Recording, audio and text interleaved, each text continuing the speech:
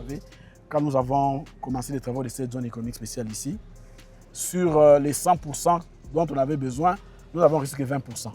Donc il y a encore 80% des ressources que nous attendons de la part de l'État. Et si vous venez dans la zone économique spéciale, vous allez voir que la voirie s'est arrêtée à un certain niveau, alors que nous avons besoin de terminer cette voirie, de terminer les caniveaux, de telle sorte que les entreprises qui sont en train de s'installer ne puissent pas avoir de problèmes lorsque les pluies vont commencer. Ça, c'est d'une manière générale le problème que nous avons rencontré. Mais sinon, les choses se passent très bien. Les entreprises s'installent, il y a les calmes ici dans la zone économique spéciale. Nous sommes accompagnés aussi par la population parce que les jeunes gens qui travaillent à Maluku, c'est les jeunes gens, les gens de cette contrée.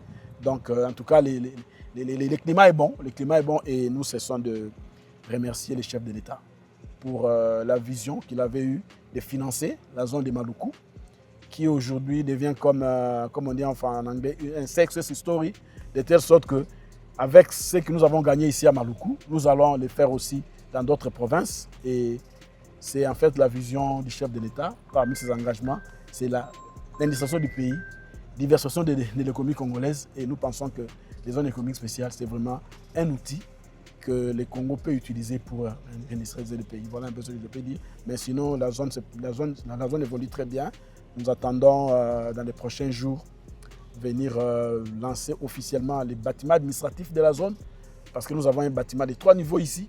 Nous sommes en train d'attendre le nécessaire pour meubler ces bâtiments-là, et de telle sorte que les différentes administrations qui sont ici, notamment la DGDA, la DGI et les autres, puissent aussi trouver des bureaux là-dedans. Et voilà ce que nous sommes en train de faire. Biso, tozali société Premier 10, to accordaka importance makasi na énergie. Pour misala na biso to salelaka énergie sans courant to koka ko produire te. Sans courant to ko salelo ko mokote. Et ndenge boko mona na sima na ngai misala ezo salema. Na ndenge misala ezo salema et ba machine na biso nde to tika ki 15 mètres ndenge to kana ki na accord o to zwa ki na SNEL. To tika ki 15 mètres de part et d'autre et na kati ya kolandisa mandenge misala ezo salema ba machine na biso ba vibration ya ba engin wana nde esalaki lokola ekweisa 5 mètres ya mabele ekweyaki par mouvement. Alors tozwaki déjà ba mesure nyonso tout bokoki koleka bomona ba maçon nde bazo travailler esika wana.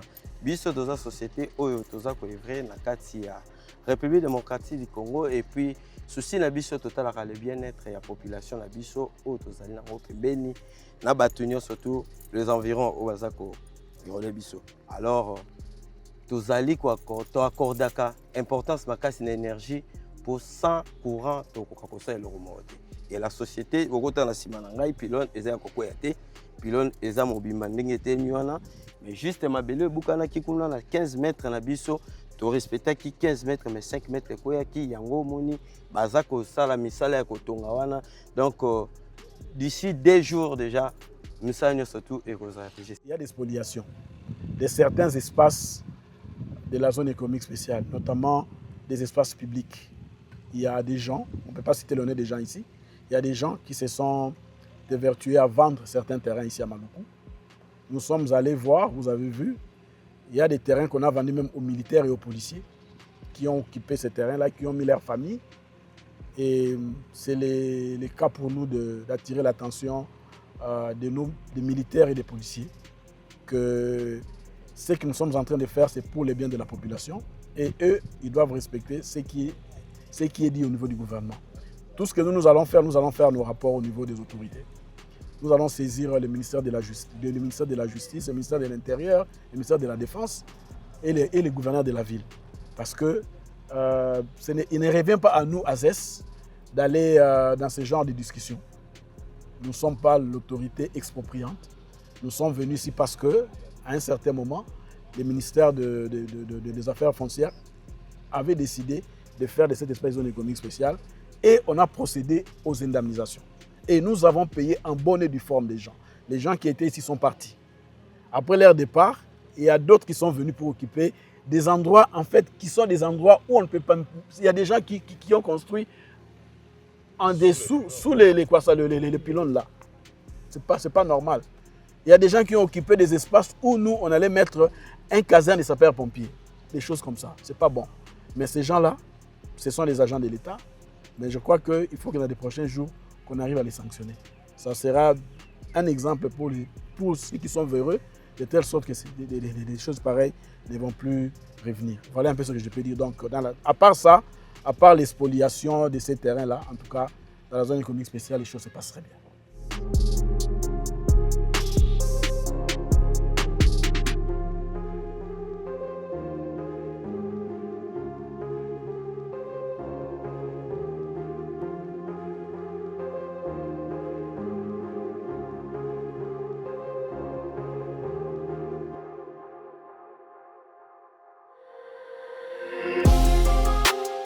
Dès que vous construisez la route, vous serez développé. Vous voulez devenir riche, construisez la route.